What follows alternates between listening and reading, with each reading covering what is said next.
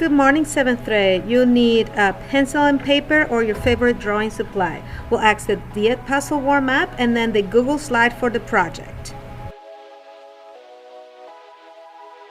And today we're going to continue working on bone structure and the 5-point stick figure.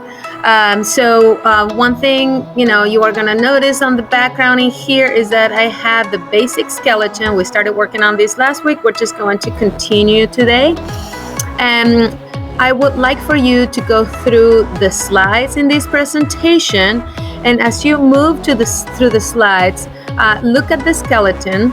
And first, try to do that 5-point stick figure that we created last week and the week before. Look at how the bones work in here, how closely they resemble that very simple 5-point stick figure we started creating.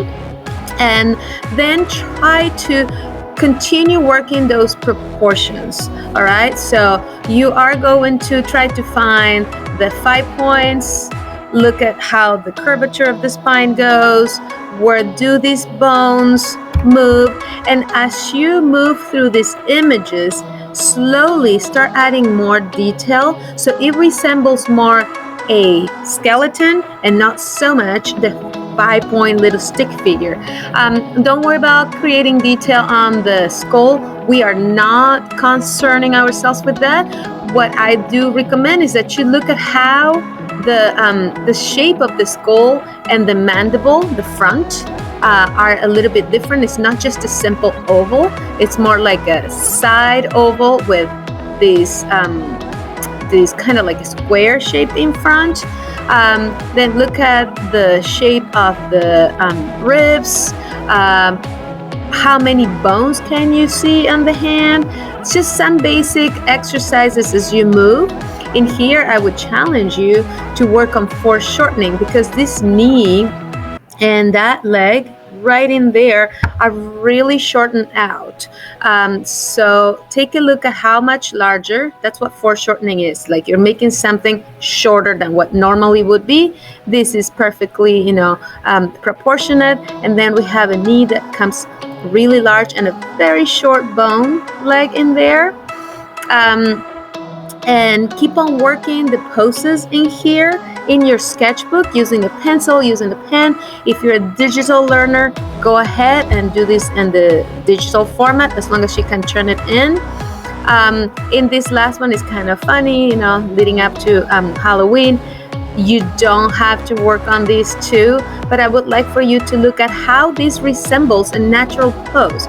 So this is how our bodies work, okay? The reason why we're working with 5-point stick figure and then moving through the skeleton shape is because you will learn how bones behave in order for us to recreate the human body.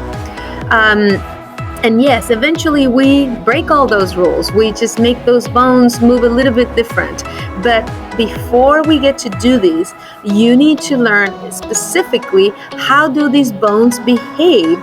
They cannot bend in different ways than what the bones are meant to bend to, according to those joints that we have. So build from the 5-point stick figure to a little more specific bone structure. Keep the proportions within normal parameters, and then your last challenge is going to be to not just do the skeleton, but see if you can start adding a little bit of flesh.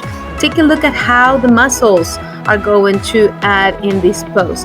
And don't forget, while this is a very curvy pose, this is the only section where it's actually really super curvy. That bone is still straight. This bone is still straight. And these bones, well, several different bones, are still straight. What makes it look curved is all the muscles that we're incorporating in here that fill in that shape. So again, your project for today is going to be to start with a 5-point figure, very simple, following this skeleton image, and then slowly build the 5-point to resemble more of a skeleton.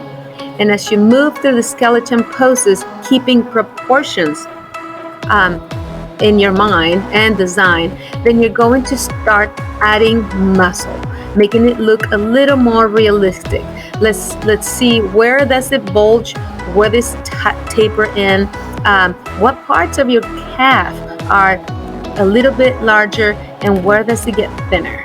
Okay, everything is to be done in your sketchbook. When you're finished, please post that image, your finished image. It doesn't have to happen today, but post your finished image in your portfolio, the Google Slide portfolio that you have created. Don't forget, everything goes in there.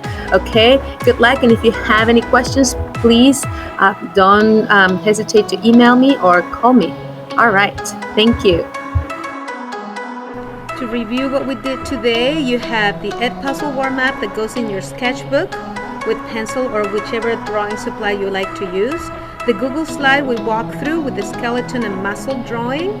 And last will be for you to take a picture of your image and add it to your Google Slide portfolio. There is no turn-in assignment today, but on Friday you will have to have this assignment plus the assignment on Friday. Thank you.